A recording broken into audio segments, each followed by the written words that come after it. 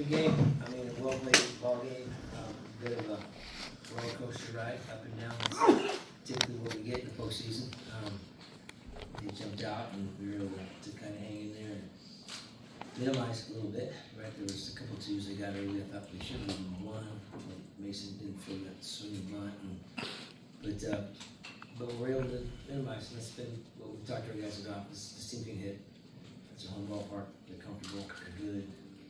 We got tremendous play discipline, and we just knew we could kind of keep ourselves in it. We thought we'd have a shot, and so we got a big swing from this young man on the left to get us pretty excited to play out. So, Alan, Dean, first grand slam in your college career there. What a spot. Were you sitting on anything? You just kind of take us through the pitch, the approach, the swing, just kind of what you thought after that.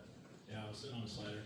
He's a slider guy, and so I got a good pitch to hit and put a good swing on it. And found a way out of the yard. Can you hear okay? Okay, good. Aaron? Yeah, you guys, you fall down early, down 5-1.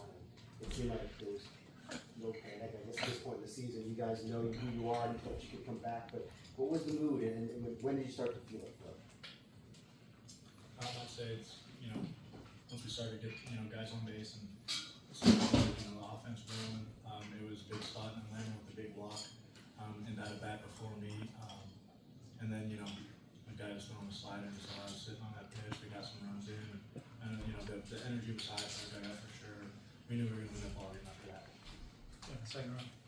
Coach, I wanted to ask you about the first day. Mason blows the bases, gets out of 3 strikeouts. Looking back at it, how big of a savior was that for you guys? Looking with the comeback and everything. yeah, it was a big moment. He's done that now a couple of times where the bases loaded. He's struck out the side to get out of it. So it's in there. But that was huge. Right? That was about a momentum swing to get out of that inning. Fortunately, it's taxing though. Right? It made him jump up the pitch count numbers a little bit, and so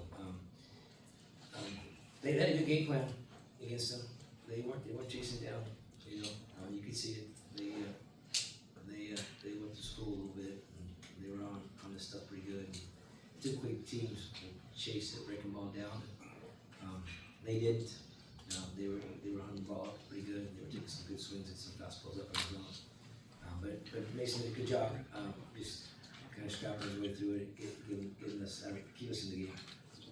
That's right. Coach, there's been a lot of discussion all over the place and all over college sports in general about the travel that's part of all the new conference realignment. Do you think the amount of traveling you guys have had to do this season in the Big Ten has kind of helped prepare you for this cross-country trip in Chapel Hill? We've been traveling for 3 years. We've been on a bus. These young men they're road warriors. They don't know. I don't think they know much different. Yeah, there's some concern there. Obviously, we forget sometimes they're students. Get them back to school.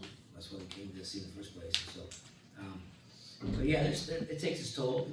We got a great training staff. We got a great strength coach. And great nutritionists, and so guys are drinking lots of water, they're hydrating well.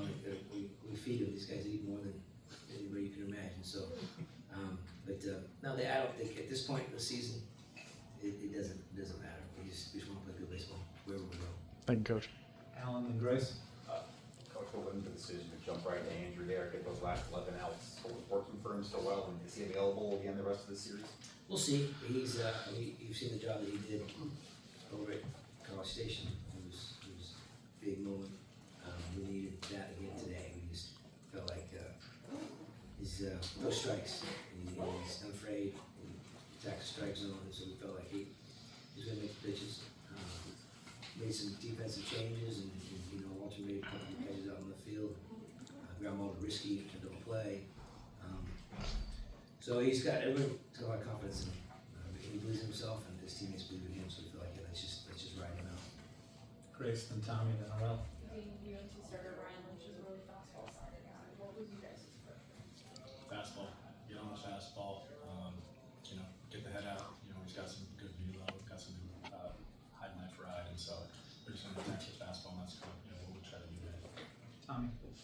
Chase, we talked about Edwards, and he had some traffic early. He came in and kind of settled it down. What were you seeing out there, and what did you learn from Edwards maybe that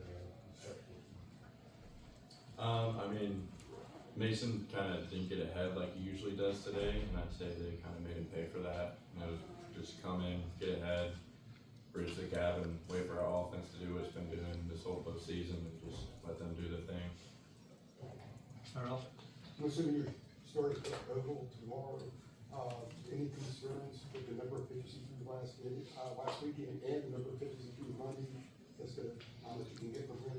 Yeah, there's always a concern, right? They're still, they're young man. Yeah, and I'm not sure yet we're gonna pitch him. I'll talk with Sean and Alan, a little discussion, see what makes sense. We do wanna protect him, but we'll talk. At least he's pretty resilient. His arm has been able to bounce back pretty good. But we feel pretty good about the guys we got. I got to tell you what Chase Herrell did today.